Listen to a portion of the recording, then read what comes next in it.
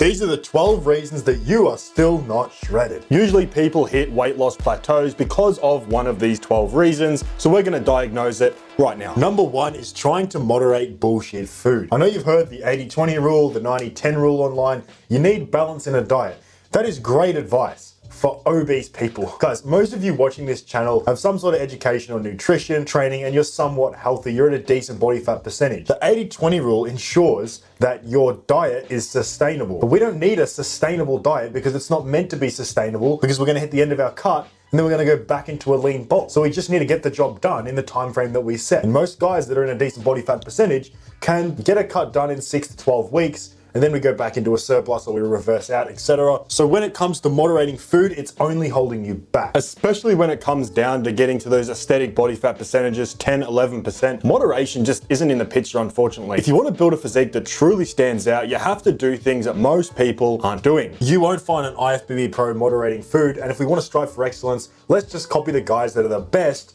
at doing what we want, getting shredded and holding on to muscle. We also discuss refeeds in other videos. This is a great way to satiate your appetite while still eating healthy food. You get rid of those cravings and you're back to your diet the next day. Number 2 is shitty sleep. This is one of the most metabolically unhealthy things that you could do. And I don't know about you, but if I get a shit night's sleep, 5-6 hours, I am not hitting my calorie target for the day. I'm overeating 100% of the time. It wrecks your insulin sensitivity. Your ghrelin will be high, your leptin will be low, your insulin sensitivity is shot, your testosterone will be shot, and almost every health marker is downregulated when you get poor sleep. I cannot emphasize this enough. If you're not sleeping enough, you simply won't see good fat loss results. Fat oxidation is downregulated, lipolysis is downregulated. I could keep going on. And not to mention, even just anecdotally from your own experience, when you get a shit sleep, you always wake up hungry. Number 3 is poor troubleshooting. If you don't know, you don't know. Right? You don't know what you don't know. And when it comes to weight loss, there are a lot of variables at play. And if you don't know what is holding you back or why you're stuck and hit a plateau, then you don't know how to fix it. But the good thing is, after this video, you'll have a pretty good idea. And this is why coaching is so helpful. And a lot of guys think they're above coaching. Well, IFBB pros that essentially know everything in the world about fat loss and muscle gain still hire coaches. Why is that? Because you got an outside perspective on what might be happening when you hit plateaus or problems along your diet. There's someone else looking over everything and taking care of that for you, so that you just need to follow instructions and see results. And that's super convenient for us to say because we do coaching. I'm gonna mention it now and never again in the video. We're looking for 10 people for December to get absolutely peeled. It's a 4-week challenge. There's $500 up for grabs for whoever gets the most shredded. This will be the most intimate we've ever worked with guys. We have the school group, obviously, where hundreds of people make transformations, but now we want to get just 10 guys, work one-on-one. You literally get our phone number, everything. Like we actually do the coaching. We don't do the coaching bullshit. And that's that first link in the description. You can fill out a form and see if you qualify. Number 4 is liquid calories. Most of you know by now how many calories they can squeeze into milkshakes, but a lot of you'll be surprised with the sauces,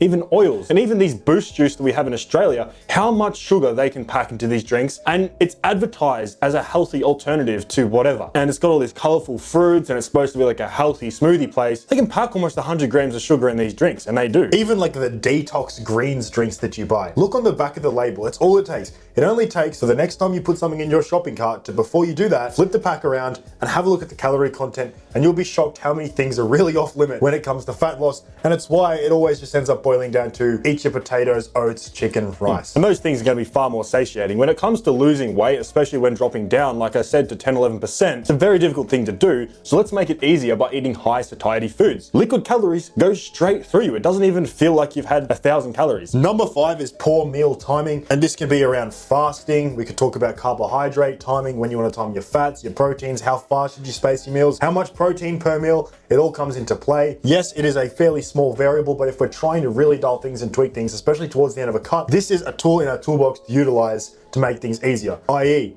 carbohydrates around training.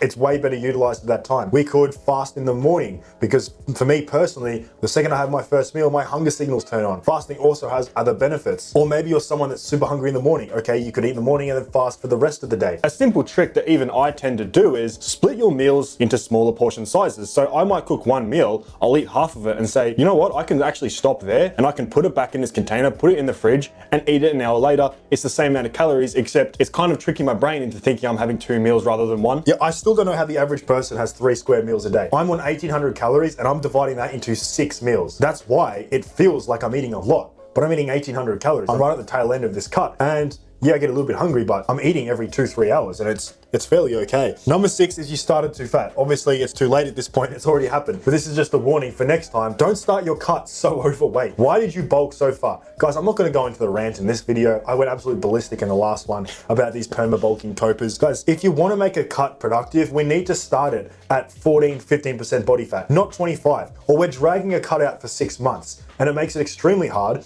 And over 6 months, you're titrating the calories down to a point where you're eating 3 peas and a chicken nugget for the whole day. And at that point, you're catabolic, right? And it's actually counterproductive for what you wanted in the first place. And a lot of you have to drop a lot more body fat than you actually think, or a lot more weight in general, including water, glycogen, all that. And you'll be surprised how far the scale drops. And it's scary, and I get it, and this is why the perma-bulking guys just never make results, because they get down to like 14-15% body fat and they shit themselves and go back into a bulk where they felt bigger. Yeah, and that's because you went down from 25% body fat. You lost a ton of weight. It feels like you completed a successful cut, but you actually never got that lean. You were pretty much insulin resistant the whole time. And I know you made this mistake, and I made this mistake already, okay? So just get lean, suffer this one time, and next time you lean, bulk. Don't get so fat. Don't chase a number on the scale. That is the biggest mistake you'll ever make. When you set a number that you want to achieve, I want to get to 90 kilos, I want to hit 100 kilos, you will use that goal as an excuse to eat shitty food and become overweight, and it makes the cut next to impossible. We just got off a call with the guys that are in the school group, and they are going with this approach, and they're making incredible results now. And it's so satisfying when you get the right system and you know what to do in each period of your lifting journey. It makes results happen so much quicker. Number 7 is miscounting calories, or just tracking wrong in general, using like AI tracking apps. Guys, if you're using an AI tracking app, how can it see the vat of oil that's sitting under a chicken breast? It can't. It could literally be off by 500%. It's the most useless program I've ever fucking seen. And this is especially important towards the tail end when you need to dial things in literally to the calorie. Like if I slip up and I have 2100 calories in a day instead of 1900, I'm not in fat loss for the day. Your deficit window gets so small towards the end, you really need to make sure that literally anything that enters your mouth, that's seasonings, that's condiments, that's trace proteins, anything that enters your mouth needs to be tracked. And even if you are tracking the calories properly, but you're tracking them from foods you buy, these highly processed, multi-ingredient or pre-made, ready-to-go meals from the store, those products are often out by a long shot, because our regulations here in Australia and in most countries, they're very lenient in terms of what they can get away with. So you really can't track it properly. And then they've got this long list of ingredients that wrap around the wrapper that are just doing all kinds of things to your metabolism and to your body. Just buy whole foods, combine them into meals like a grown fucking adult. You can actually track it properly, and you know what's going into your body, man. Number 8 is non-satiating food or carbohydrate sources. Even if you are eating healthy and you just did what Nelson said and you're buying whole foods and you're making your meals, we need to be smart about those choices, right? This is a game of volumetrics and satiety. Being starving on a cut is miserable, and it's gonna make you want to give up way too quick. And although yes, there is utility for things like rice and maybe even sugar as a pre-workout for fast-acting carbs, you're simply not going to stay satiated on those things. Have a quick look at the satiety index and really study it and understand the kind of food choices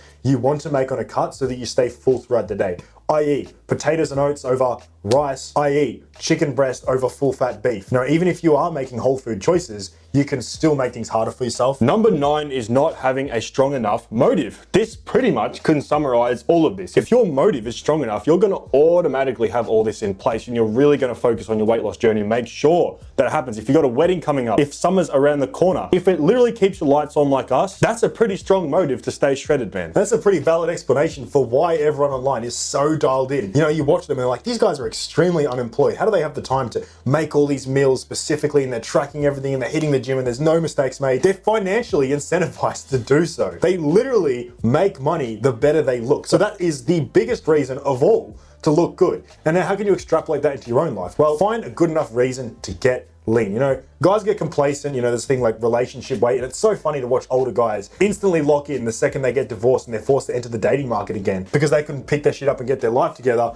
for the partner that they chose. The second they're broken up with, they're left out here like, shit, I am an unattractive guy. Now I actually have a very good reason to fix my life and get in shape. Yeah, I mean, on a day-to-day basis, we're on phone calls with guys that are ready to make a transformation, right? We're at the very start of their transformation journey, and we always ask them, what is motivating you to actually make this change? When they actually do go ahead and go through with it and work with us one-on-one, it's not for some like half-assed reason like, oh, I just want to lose 10 pounds. No, those guys never make transformations. They stay fat for the rest of their life. It's always like, to be honest, man, My wife cheated on me and I saw it with my own eyes. You know, it's something as brutal as that, where you're like, okay, man, I have to make a change. It's like smokers don't stop quitting smoking until they've already got lung cancer. It's the same shit, man. But create yourself a good enough motive. Hopefully you don't have to get cheated on to make the transformation. Something as good as you want to build a personal brand. Something like that I would advise. Number 10 is patience. If everyone's severely impatient, this is like ADHD brain. People think a transformation happens in months. I wouldn't even say it happens in years. It happens in like a decade for a truly impressive natural transformation. Guys, muscle maturity takes so long. You are fighting for fractions of a pound of muscle mass every month. And this goes back to the dirty bulking thing. We're trying to force like 20 pounds of muscle gain in a bulk. Bodybuilders are fighting for pounds of stage weight a year. So what makes you think you can put on 20 pounds in a bulk? Yeah, I don't even know where you get that idea from or where you've pulled that data from. It's not going to happen unless you're fucking Superman or injecting 3 grams of steroids into your glute. It's not happening, guys. You can only put on muscle so quick. It doesn't matter how much you eat, man. Rich Piana told you to eat morphine to guys that are on steroids. That was his target market, not to you who's natural. And bringing it back to fat loss, the same thing applies.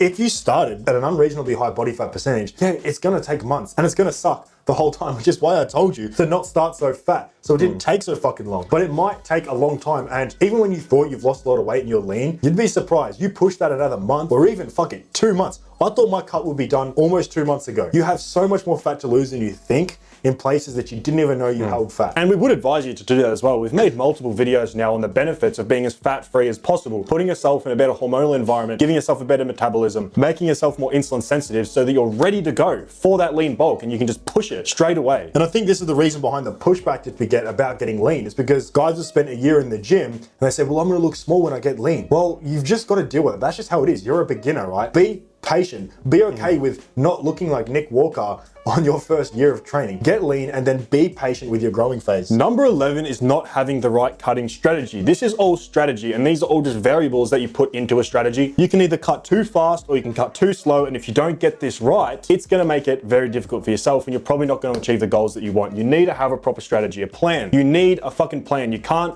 half-ass weight loss. You won't get the results you want, I promise you that, bro. That's why guys don't get results until they have a coach that implements a strategy into their life. Different phases of your fitness journey shouldn't just be at random. You shouldn't just wake up and go, I feel like I want to start my cut today, or I'm gonna bulk today, or maybe I'm gonna just do this or that. You should be planning like weeks ahead. Okay, on this date, that's when I start my cut. I'm entering this deficit. This is gonna be my protein intake. This is gonna be my carb intake. This is gonna be my program. This is the strategy moving forward. Guys, when we do anything in life, we have a strategy to do so. You can't make sporadic decisions when it comes to phases of your fitness journey. It might sound crazy. Me and Will have like 3-year goals in terms of our physique, in terms of our business, in terms of our lifestyle, where we want to live, how we're going to be set up. This is just an inherently masculine thing to do that's going to set you apart from the competition. When you have a plan, you have a mission, an overarching purpose, fitness is just one that fits into that. And then you can plan it accordingly to your goals. And even talking day-to-day planning, guys, I track my macros the day before. I sit on Chronometer before I go to bed, and I literally plan out, I'm going to eat this today. I have a look at what's in the fridge. I go, what can I do with this?